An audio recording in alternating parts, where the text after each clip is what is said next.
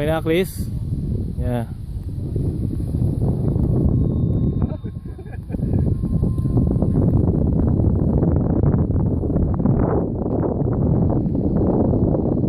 Alam mo, ginagawa ko sa maliliit na aeroplano, binababa ko yung ailerons para nagpa-flap siya. Tapos pagka nag-zero throttle ako, parang nag-glide lang siya. Hindi lang tayo mag-ano dito kasi magbabak to.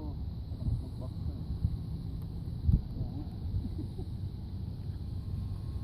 Okay, approaching. Corsair approaching. Eh!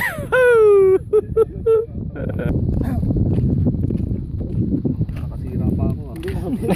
Lalo na ako pag ako mas grabe yun. Ah, sa dikit lang. Oh, pandikit lang. Meron akong epoxy dyan. Pero ayun, medyo okay na siya.